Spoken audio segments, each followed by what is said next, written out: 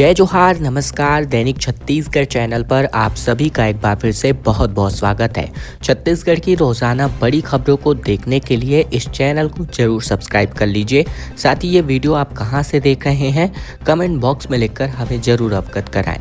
छत्तीसगढ़ के राज्य युवा महोत्सव के दौरान पंडाल में एक आग लग गई और इसके दौरान भीषण हड़कंप मच गई। राज्य खेल प्रशिक्षण केंद्र बहतराई में आयोजित राज्य स्तरीय युवा महोत्सव के शुभारंभ के अवसर पर उस समय अफरा तफरी मच गई जब कार्यक्रम स्थल पर बने पंडाल में अचानक से आग लग गई। गनीमत रही कि समय रहते मौके पर मौजूद सुरक्षा कर्मचारियों और साथी कर्मचारियों ने तत्काल फायर एक्सटिंग्विशर की मदद से आग पर काबू पा लिया। बता दें कि मुख्यमंत्री विष्णुदेव साय ने राज्य युवा महोत्सव का शुभारंभ किया। इस दौरान उनके साथ डिप्टी सीएम अरुण साव और विजय शर्मा मौजूद रहे। प्रत्यक्षदर्शियों के अनुसार कार्यक्रम चल रहा था, तभी पंडाल के एक हिस्से में धुआं उठता दिखाई दिया और कुछ ही क्षणों में आग की लपटें नजर आने लगी थी, जिससे यहां मौजूद अधिकारी, कर्मचारी, आयोजन से जुड़े लोग हड़बड़ा गए थे और अचानक आग लगने से कार्यक्रम स्थल पर कुछ देर के लिए हड़कंप की स्थिति निर्मित हो गई थी। राष्ट्रपति द्रौपदी मुर्मू का 30 दिसंबर को जसपुर आगमन प्रस्तावित है। ऐसे में कलेक्टर और एसपी की अगुवाई में हवाई अड्डे का निरीक्षण कर निर्देश जारी कर दिया गया है। राष्ट्रपति द्रौपदी मुर्मू 30 दिसंबर 2025 को प्रस्तावित झारखंड प्रवास को लेकर जसपुर जिला प्रशासन पूरी तरीके से सतर्क मोड पर है। राष्ट्रपति गुमला जिले के रायडीह प्रखंड में मांझा टोली में आयोजित अंतरराज्यीय जन सांस्कृतिक समागम समारोह में शामिल होंगी। राष्ट्रपति का आगमन आगडीह हवाई अड्डे पर होगा, जहां से वे सड़क मार्ग से कार्यक्रम स्थल के लिए जाने वाली हैं। तैयारी का जायजा लेने के लिए कलेक्टर रोहित व्यास और वरिष्ठ पुलिस अधीक्षक शशि मोहन सिंह ने सोमवार को हवाई अड्डे का निरीक्षण किया। निरीक्षण के दौरान अधिकारियों ने सड़क, पार्किंग स्थल, साथ ही स्वास्थ्य सुविधाओं और सुरक्षा व्यवस्था और साथ ही सेफ हाउस की तैयारियों को लेकर गाइडलाइंस जारी किए। कलेक्टर ने राष्ट्रीय राजमार्गों की सफाई, रोड मार्किंग और अनावश्यक झाड़ियों की कटाई का जोर दिया। बांग्लादेश में हिंदुओं पर अत्याचार का विरोध जताया जा रहा है, जहां सरगुजा में बजरंग दल ने रैली निकाली। कार्यवाहक प्रधानमंत्री मोहम्मद यूनुस का पुतला फूंका गया। बता दें, बांग्लादेश में हिंदुओं पर अत्याचार और हिंदू युवक की हत्या के विरोध में बजरंग दल ने शहर के प्रमुख मार्गों से रैली निकाली। कलेक्ट्रेट चौक पहुंचकर बांग्लादेश सरकार के कार्यवाहक प्रधानमंत्री मोहम्मद यूनुस का पुतला फूंका गया। बजरंग दल पदाधिकारियों ने कहा कि बांग्लादेश में हिंदुओं पर अत्याचार नहीं रुके तो बांग्लादेश फिर से 7 खंडों में बांट दिया जाएगा। बांग्लादेश में छात्र नेता शरीफ उस्मान हादी की गोली मारकर हत्या के बाद भड़की हिंसा के बाद एक हिंदू युवक दीपू चंद्र की नृशंस हत्या कर दी गई है। युवक के शव को चौराहे पर लटका दिया गया। इस घटना के विरोध में बजरंग दल ने मंगलवार को प्रदर्शन करते हुए प्रमुख मार्गों से रैली निकाली।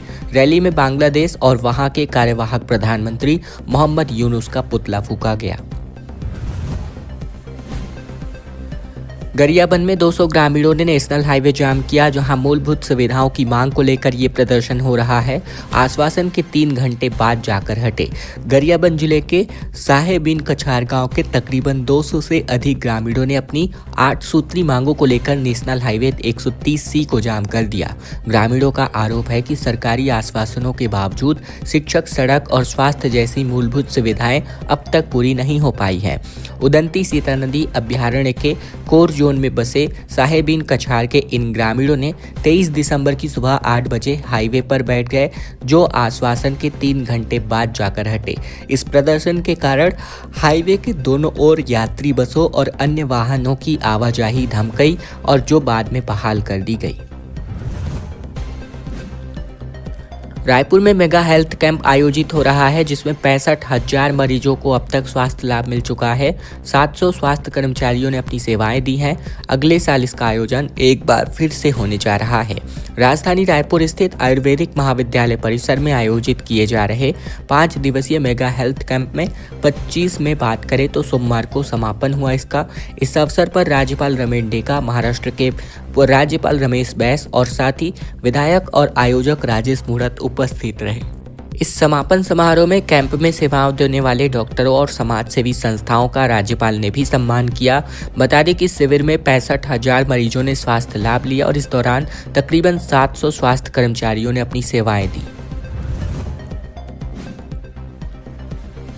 बड़ी खबर रायपुर से, जहां यूनिवर्सिटी की चौथी मंजिल से एक नाइजीरियन छात्र गिर गया और विदेशी स्टूडेंट्स के बॉयफ्रेंड को देखकर भागा था। दोनों हिरासत में हैं और दो का भिलाई में सरेंडर हुआ है। रायपुर में मंदिर हसौद थाना क्षेत्र में स्थित निजी यूनिवर्सिटी की चौथी मंजिल में गिरने से नाइजीरियन की एक मौत हो गई। बताया जा रहा है कि विदेशी मूल की एक छात्रा से बदसलूकी को लेकर इस पर विवाद हुआ था।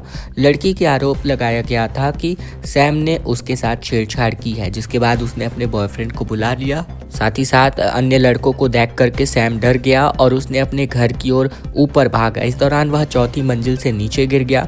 पुलिस ने बताया कि किसी भी व्यक्ति ने सैम को धक्का देने या फिर उसके साथ मारपीट करते देखा नहीं गया। जानकारी के मुताबिक मृत छात्र का नाम सैम है, जो लाइबेरिया का निवासी था। निजी यूनिवर्सिटी में MBA सेकेंड ईयर में था। गिरने की वजह से कई जगहों पर चोटें आई हैं। वहीं पुलिस के साथ सूडान निवासी नोई कॉटेंट और उसके गर्लफ्रेंड फेथ को हिरासत में लिया गया है। रायपुर में युवक की एक अधजली लाश पाई गई है। हत्या करके पहचान छुपाने के मकसद से शव जलाने की कोशिश की गई है। छत्तीसगढ़ की राजधानी रायपुर के विधानसभा क्षेत्र में चपोरा गांव में एक खेत में अज्ञात युवक का अधजला शव पाया गया है। ग्रामीणों ने खेत में जली हुई हालत में शव को देखकर पुलिस को इसकी सूचना दी। मौके पर पहुंची पुलिस ने इलाके को सील कर दिया है। शुरुआती तौर पर आशंका जताई जा रही है कि युवक की हत्या कहीं और कर शव को पहचान छिपाने के इरादे से खेत में लाकर जलाने की कोशिश की गई है। शव के हालात इतने खराब हैं कि फिलहाल मृतक की पहचान नहीं हो पाई है। पुलिस ने फोरेंसिक टीम को मौके पर बुलाया है। आसपास के गांवों में गुमशुदा लोगों की जानकारी जुटाई जा रही है। फिलहाल अब इस मामले की जांच जारी है। रायगढ़ में 6 करोड़ 59 लाख रुपए के 96 विकास कार्यों का शिलान्यास हुआ। 1 करोड़ 20 लाख रुपए के बहुउद्देशीय केंद्रों का लोकार्पण किया गया और हितग्राहियों को सामग्रियां बांटी गई है। छत्तीसगढ़ के रायगढ़ जिले में राष्ट्रीय किसान दिवस और छत्तीसगढ़ रजत महोत्सव के अवसर पर नगर निगम ऑडिटोरियम में शिलान्यास और लोकार्पण कार्यक्रम आयोजित किया गया। इस कार्यक्रम में जिले के प्रभारी मंत्री और कृषि मंत्री रामविचार नेताम, वित्त मंत्री OP चौधरी ने 6 करोड़ 59 लाख रुपए के लागत से 96 विकास कार्यों का शिलान्यास किया। इसी के साथ ही धर्मजयगढ़ विकास खंड के ग्राम चिकला पानी, कुम्ही चुआ और ग्राम बिहोरपारा साथ ही रुवाफुल में आदिम जाति विकास विभाग के अंतर्गत 1 करोड़ 20 लाख रुपए की लागत से निर्मित बहुउद्देशीय भवनों का लोकार्पण भी किया गया। खबरों में आगे बढ़े इसके पहले अगर आपने चैनल अभी तक सब्सक्राइब नहीं किया है, सब्सक्राइब जरूर कर लीजिए छत्तीसगढ़ की रोजाना बड़ी खबरों को जानने के लिए। साथ ही इस वीडियो को लाइक कर दीजिए, वीडियो को शेयर करना बिल्कुल मत भूलिएगा ताकि आप तक हम प्रतिदिन खबरें पहुंचा सके। साथ ही साथ इस वीडियो को आप कहां से देख रहे हैं कमेंट बॉक्स में लिखकर हमें जरूर अवगत कराएं। ज्ञानपीठ से सम्मानित किए गए साहित्यकार विनोद कुमार शुक्ल का निधन हो गया। 88 की उम्र में इन्होंने अंतिम सांस ली। रायपुर एम्स में चल रहा था इनका इलाज। छत्तीसगढ़ के मशहूर कवि, कथाकार और उपन्यासकार विनोद कुमार शुक्ल का 88 साल की उम्र में मंगलवार शाम को निधन हो गया। 1 महीने पहले उन्हें भारत के सर्वोच्च साहित्यिक सम्मान अर्थात ज्ञानपीठ पुरस्कार से नवाजा गया था। शुक्ल पिछले कुछ महीनों से बीमार चल रहे थे, जहां इनका एम्स रायपुर में इलाज चलाया जा रहा था। रायपुर के मारवाड़ी मुक्तिधाम में आज सुबह 11 बजे इनका अंतिम संस्कार होगा। साहित्यकार विनोद कुमार शुक्ल को ज्ञानपीठ के महाप्रबंधक RN तिवारी के वाग्देवी की प्रतिमा और पुरस्कार का चेक सौंपकर उन्हें सम्मानित किया गया था। ज्ञानपीठ पुरस्कार पाने वाले वे छत्तीसगढ़ के पहले साहित्यकार भी हैं। इस दौरान विनोद कुमार शुक्ल ने कहा था कि जब हिंदी भाषा सहित तमाम भाषाओं पर संकट की बात कही जा रही है, मुझे पूरी उम्मीद है कि नई पीढ़ी हर भाषा और हर विचारधारा का सम्मान करेगी। किसी भाषा या अच्छे विचार का नष्ट होना मनुष्यता का नष्ट होना है। बड़े में फंसकर घसीटती चली गई लाश। छत्तीसगढ़ के जांजगीर चांपा जिले के सिवरी नारायण थाना क्षेत्र के अंतर्गत ग्राम दुर्पा के पास मंगलवार को एक भीषण सड़क हादसा हो गया। तेज रफ्तार ट्रक ने पीछे से बाइक सवार पति पत्नी को टक्कर मार दी और इस हादसे में बाइक के पीछे बैठी महिला की मौके पर ही मौत हो गई। पुलिस ने मिली जानकारी के मुताबिक तन्नौद निवासी 45 वर्षीय भगवती साहू अपने पति कृष्ण कुमार साहू के साथ मुरपार गांव में आयोजित एक छठे कार्यक्रम में शामिल होने जा रही थी। जैसे ही ग्राम दुर्पा के पास पहुंचे, पीछे से आ रहे तेज रफ्तार ट्रक ने इनकी बाइक को टक्कर मार दी। बिलासपुर में परसदा फाटक 23 से लेकर 26 दिसंबर तक होगा बंद। ट्रैक नवीनीकरण कार्य के लिए सड़क यातायात बाधित रहेगा। वैकल्पिक रास्ते का इस्तेमाल करने की सलाह दी गई है। बता दें, छत्तीसगढ़ के दक्षिण पूर्व मध्य रेलवे के बिलासपुर रेल मंडल के गतौरा जयराम नगर के बीच स्थित परसदा रेलवे फाटक, जहां पर मानव रहित संपार संख्या 361 है, 23 दिसंबर से लेकर 26 दिसंबर तक कुछ घंटों के लिए बंद किया जाएगा। ये निर्णय ट्रैक नवीनीकरण कार्य चलते लिया जा रहा है, जिससे दौरान सड़क यातायात प्रभावित रहेगा। रेलवे प्रशासन ने जारी की गई आधिकारिक घोषणा के अनुसार बात करें तो फाटक को 3 चरणों में बंद रखा जाएगा। ये 23 दिसंबर की शाम 7 बजे, 24 दिसंबर की सुबह 8 बजे, 24 दिसंबर की शाम 7 बजे, 25 दिसंबर की सुबह 8 बजे और फिर 25 दिसंबर की शाम 7, 26 दिसंबर की सुबह 8 बजे तक इसको बंद रखने की घोषणा की गई है। सरगुजा में सिस्टम से हारा किसान परिवार, 4 दिव्यांग वाले 12 सदस्यीय परिवार ने राष्ट्रपति से इच्छा मृत्यु की मांग की है। बता दें, छत्तीसगढ़ के सरगुजा जिले के सीतापुर विकासखंड के अंतर्गत ग्राम बटई केला निवासी एक किसान परिवार ने अपनी कृषि भूमि को शासकीय बताकर कब्जा किए जाने के विरोध में कलेक्टर के माध्यम से राष्ट्रपति के नाम ज्ञापन सौंपते हुए इच्छा मृत्यु की अनुमति मांगी है।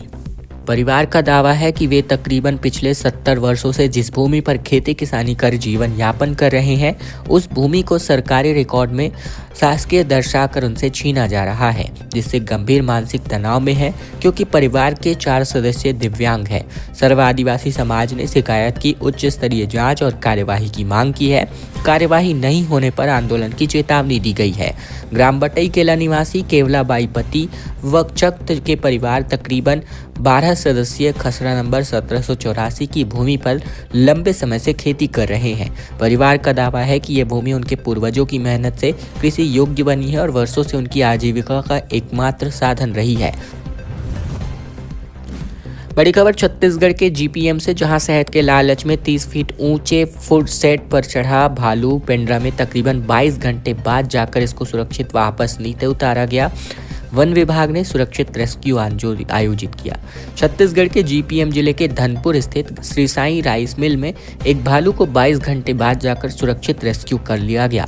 शहद के लालच में भालू 30 फीट ऊंचे टिन सेट पर चढ़ गया था, जहां से उसे वन विभाग की टीम ने सफलतापूर्वक नीचे उतारा। ये घटना 20 दिसंबर की देर रात हुई, जब एक भालू मधुमक्खियों के छत्तों से शहद चखने के लिए मिल के तकरीबन 30 फीट ऊंचे टिन सेट पर चढ़ गया था। अगली सुबह मिल कर्मचारियों ने जब उसे देखा तो परिसर में अफरा तफरी मच गई। तत्काल इसकी सूचना वन विभाग को दी गई। वन विभाग की कोशिश से भालू को सुरक्षित नीचे उतारा गया और सूचना मिलते ही मरवाही वन मंडल की टीम मौके पर पहुंची और रेस्क्यू ऑपरेशन को शुरू किया गया था।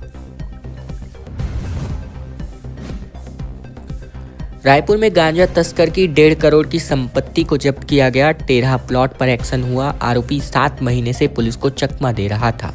छत्तीसगढ़ के नशे के कारोबार के खिलाफ चल रही सख्त कार्यवाही के अंतर्गत रायपुर पुलिस को एक बड़ी सफलता हाथ लगी है।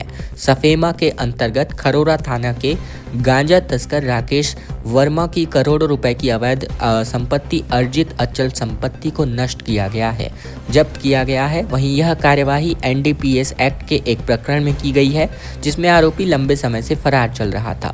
पुलिस ने आरोपी के तकरीबन 13 प्लॉट पर एक्शन लेते हुए इसको जब्त किया है, जिसकी कीमत तकरीबन 1.5 करोड़ है। ये मामला खरोरा थाना क्षेत्र का है। 20 मई 2025 को खरोरा थाना क्षेत्र में एसीसीयू और खरोरा पुलिस की संयुक्त टीम ने छड़िया गांव में दबिश देकर गांजा तस्कर मोहन सिंह कोसले को पकड़ा था। पुलिस कार्यवाही की सूचना मिलने पर मोहन कोसले का साथ राकेश वर्मा पुलिस को चकमा देकर फरार हो गया था।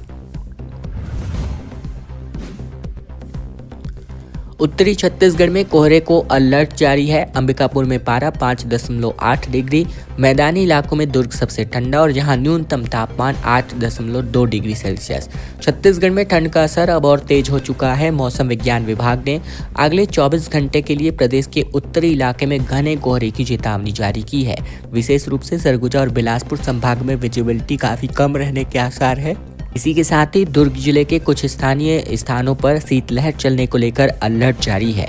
पिछले 24 घंटे की बात करें तो सबसे ठंडा शहर अंबिकापुर रहा, जहां न्यूनतम तापमान 5.8 डिग्री सेल्सियस दर्ज किया गया। सबसे गर्म राजनांदगांव रहा, जहां अधिकतम तापमान 28.0 डिग्री सेल्सियस तक पहुंच गया। मौसम विभाग के मुताबिक अगले 24 घंटे तक सरगुजा संभाग के कई जिलों और बिलासपुर संभाग के 1-2 स्थानों पर घने कोहरे छाए रहने की संभावना है। आने वाले 2 दिनों तक उत्तरी छत्तीसगढ़ में न्यूनतम तापमान 1 से लेकर 2 डिग्री तक बढ़ सकता है, जिसके बाद एक बार फिर से गिरावट आ सकती है। न्यू ईयर पार्टियों में ड्रग्स की सप्लाई करने से पहले 5 अरेस्ट किए गए। नागपुर से तस्करी, रायपुर में पराग मुख्य सप्लायर, 10 ग्राम MDMA और मोबाइल कैश जब्त किए गए हैं। न्यू ईयर के इवेंट के मद्देनजर रायपुर में पार्टियों में MDMA ड्रग्स की सप्लाई करने के बड़े सिंडिकेट का पुलिस ने खुलासा किया है।